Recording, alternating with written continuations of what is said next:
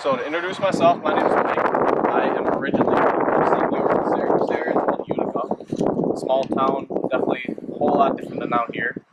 So I've been down here for 3 years. It's my junior year. I'm 20 years old. I originally was going to be an attorney. I studied all through high school, wanted to be a lawyer like my dad and my grandpa. Run their business. My sister went to law school. She was doing the bar exam, and as I saw her studying, I realized I couldn't do all that studying she did. So I love golf. I always did it, and then I figured after watching her study for the bar, I figured it was time to make golf a career out of that. So I came down to sunny Southwest Florida. I know we were talking about you guys are from Canada, kind of the same area. Just had to get away from the cold, so I came down here, and now I'd like to be a director of golf one day with a little bit of teaching in that too. So today we're going to talk about our pitching game and our bunker. Now I know bunker is definitely one of the more difficult ones. We try to avoid it at all costs, but when we're playing golf, we're usually going to be in at least one bunker a day, sometimes two, and if we're having a bad day, it could be 10 bunkers. We never know. So if you can tell me the difference between pitching and chipping. Anybody got any ideas?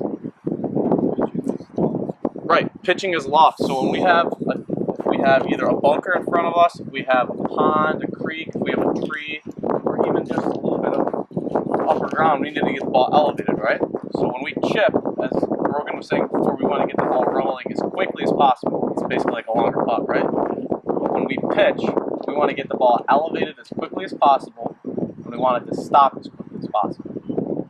People like Phil Mickelson, you go out there and see, he'll open the club face wide up, get the ball 50 yards in the air, and it'll stop on a dime. Nobody's really as good as Phil Mickelson when it comes to that, let's be honest. But when we're out here today, we're going to learn about how to get the ball elevated and how to get the ball to stop as quickly as possible. And after that, we'll turn to the bunker game and incorporate those skills that we learned into that. Now, before we get started, does anybody have any limitations, any knee surgeries? I just had one myself. Anything that's going to limit us to swinging on a bunkers or swinging on some longer shots? Good. So everybody's healthy, ready to go, not too tired yet? Perfect. All right, so let's set up some stations, and we're going to work on some pitch